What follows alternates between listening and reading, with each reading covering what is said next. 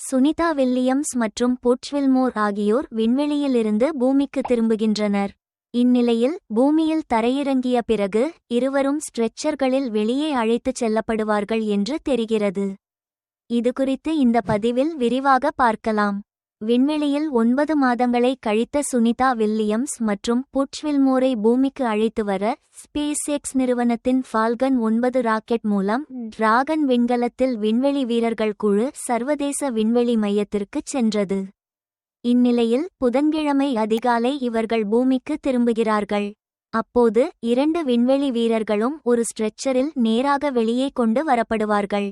ஆனால் இது எந்த மருத்துவ அவசரநிலை காரணமாகவும் அல்ல.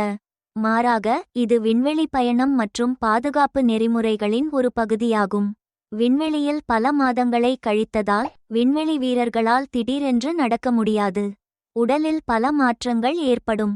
இவை சமநிலை மற்றும் தசைகளை பாதிக்கும் என்று சொல்லப்படுகிறது. பூமியில் ஈர்ப்பு விசை நம் உடல்களை கட்டுப்பாட்டில் வைத்திருக்கிறது. ஆனால் விண்வெளியில் வீரர்கள் எடையற்றதாக உணர்கிறார்கள். அவர்களின் உடல்கள் அந்த சூழலுக்கு ஏற்றவாறு மாற்றியமைக்கப்படுகின்றன.